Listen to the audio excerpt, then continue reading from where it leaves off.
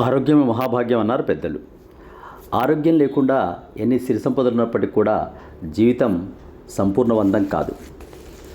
2 పూటలా 3 పూటలా సరైన ఆహారం తీసుకోకుండా ఏదో షుగర్ తోటో బీపీ తోటో బాధపడుతున్నటువంటి జీవితం అసలు జీవితంగా మనం లెక్క వేసుకోం.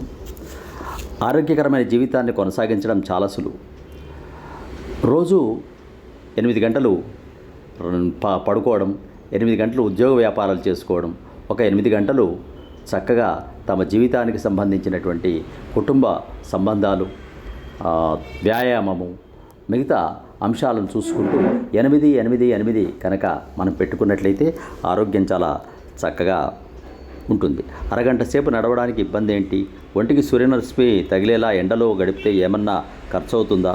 ఆరోగ్యం కోసం పోషకాహారం తగినంత మోతాదులో నీటిని తీసుకోవడం ఎందుకు కుదరదు?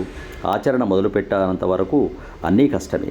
జానీ బ్రౌన్ అనే హెల్త్ కోచ్ ఈ విధంగా అంటాడు.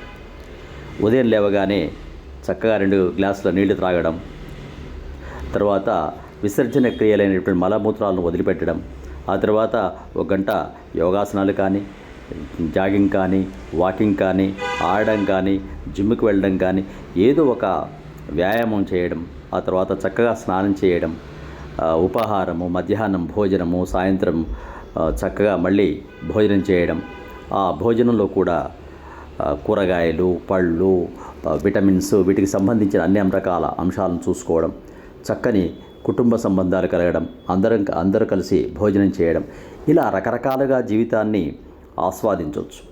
అలా ఆస్వాదించడం కోసమే ఈ జీవితం ఉంది.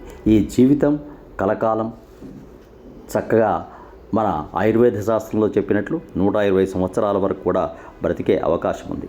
జపాన్ వాళ్ళు చూస్తే మనకు ఆశ్చర్యం కలుగుతుంది. ఏ గ్రామంలో ఉన్నప్పటికీ 100 మంది 120 సంవత్సరాల వరకు వాళ్ళు తమ జీవితాన్ని పొడిగించుకుంటున్నారు. దానికి కారణం ఆరోగ్యకరమైన జీవితము, ఆరోగ్యకరమైన అలవాట్లు, ఆరోగ్యకరమైన జీవన విధానం, ఆరోగ్యకరమైన భోజన సదుపాయాలు. ఇవన్నీ మనం కూడా ఆలోచిద్దాం.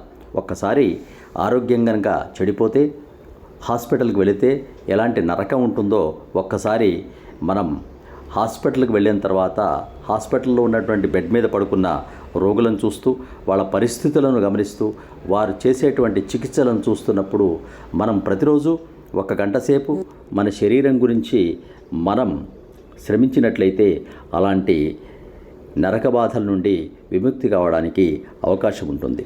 మీరు ఆలోచించండి. సమస్త సన్మంగళాని భవంతు. శుభం.